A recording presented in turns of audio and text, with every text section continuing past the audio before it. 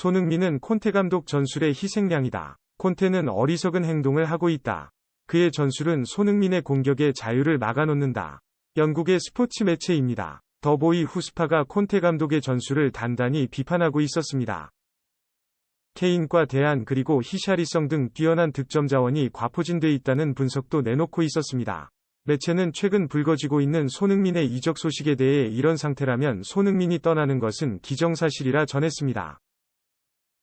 그러면서 이미 토트넘의 전설로 여겨지는 손흥민이 팀을 떠나는 것은 콘테 감독의 전술 탓이라는 보도를 내놓고 있었습니다. 또한 콘테 감독은 손흥민에게 수비를 강요하는 등 그의 공격 플레이를 묶어놓는다고 지적했습니다. 토트넘은 분명 지난 시즌에 비해 전력 강화를 했음에도 이렇다 할 눈에 띄는 성적을 내지 못한다며 이는 콘테의 책임이라 말했습니다. 영국의 라디오 매체인 토크스포츠는 같은 팀 선수인 히샬리송의 인터뷰를 담아내며 이 같은 문제를 더욱더 부각시키고 있었습니다.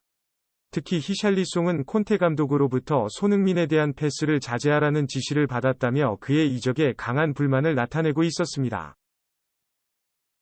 그는 자신이 토트넘에 온 이유도 손흥민이라는 득점왕과의 플레이를 위해 온 것이었다며 이런 그와의 연계가 불가능했다고 전했습니다. 콘테 감독은 공격수들의 수비 가담을 늘리기 위해인과 최전방 공격수들과의 패스를 줄이려는 전술을 내놓았다고 답했습니다. 수비를 강화하여 이런 수비수들로부터 이루어지는 롱패스로 공격 포인트를 올리라는 지시였던 것입니다. 이는 확실히 올 시즌 달라진 토트넘의 팀 컬러와도 많은 관련이 있었습니다.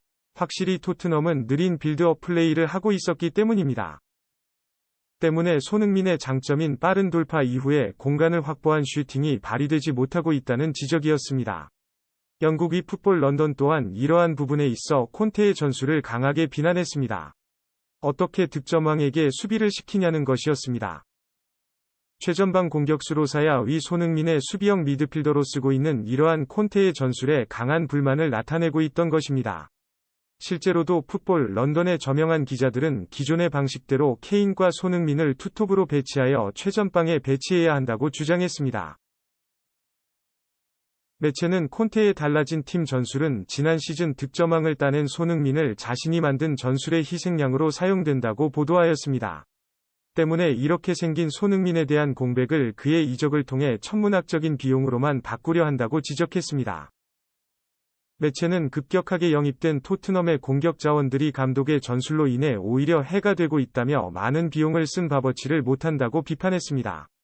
과연 이러한 상황 속에서 손흥민이 이번 겨울 이적 시장을 통해 어떠한 모습을 보여줄지 그 귀추가 주목되고 있었습니다. 누가 뭐래도 그는 명실상부한 대한민국 위 득점왕입니다. 우리는 그의 기량이 만개할 수 있는 곳이라면 언제든지 그런 글에 응원할 것입니다. 그는 대한민국의 위상을 올려주었으며 이런 대한민국 국민들에게 기쁨을 안겨준 선수이기 때문입니다.